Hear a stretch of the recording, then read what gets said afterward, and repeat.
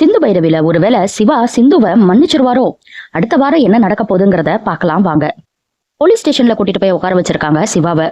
சிந்து பதட்டப்பட்டு ஓடி வந்து, ஐயோ டாக்டரே, உன்னை எதுக்கு பிடிச்சு வச்சிருக்காங்க அப்படின்னு கேக்குறாங்க. சிவா பதில் சொல்லுவாரா? எந்த பதிலும் சொல்லல. போலீஸ் சிந்துவை பார்த்து, ஏமா நீ என்ன இங்க பண்ணிட்டு இருக்க, இங்க இருந்து கிளம்பு, இங்க எல்லாம் நீ இருக்கக்கூடாது அப்படின்னு சொல்லிட்டு வெளியே அடிச்சு துரத்துறாங்க சிந்துவை. சிந்து சும்மா இருப்பாங்களா? ஸ்கூல்ல இருக்கிற எல்லா பசங்களையும் கூட்டிட்டு வந்து போராட்டத்துல இறங்கிடுறாங்க. சிவாவை இப்ப நீங்க விடல அப்படின்னா நான் இந்த இடத்த விட்டு நகரவே மாட்டேன் அப்படின்னு ஆரம்பிக்கிறாங்க. டிவில இருந்து, மீடியால இருந்து, எல்லா இடத்துல இருந்தும் ஆள் வந்துடுறாங்க. போலீஸுக்கு என்ன பண்றதுன்னு தெரியல. அதுக்கப்புறம் போலீஸ் ஹையர் அத்தாரிட்டி கிட்ட கால் பண்ணி கேக்குறாங்க. இங்க நடக்கிற எல்லாத்தையுமே சொல்றாங்க. அதுக்கப்புறம் என்ன கான்வர்சேஷன் நடந்ததுன்னு தெரியல. சிவா மேல இருக்கிற எஃப்ஐஆரை கேன்சல் பண்ணிட்டு அவரை வீட்டுக்கு அனுப்புங்க அப்படின்னு சொல்லிடுறாங்க. இவங்களும் சரின்னு சொல்லிடுறாங்க. ஸ்னேகாவும் அவங்க அப்பாவும் போலீஸ் ஸ்டேஷனுக்கு வராங்க.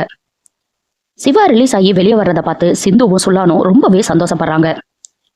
ஆனா ஸ்னேகா சிவா கிட்ட, வா சிவா இங்க இருந்து போலாம் அப்படின்னு சொல்லிட்டு சிவாவை அங்க இருந்து கூட்டிட்டு போறாங்க. சிவா கண்ணுல ஏதோ லைட்டா ஒரு கரிசனம் தெரியற மாதிரி இருக்கு. ஜெயில இருந்து வெளியே கொண்டு வந்தது சிந்துவா இருக்கலாம், ஆனா ஜெயிலுக்கு போக காரணமா இருந்ததே சிந்து தானே.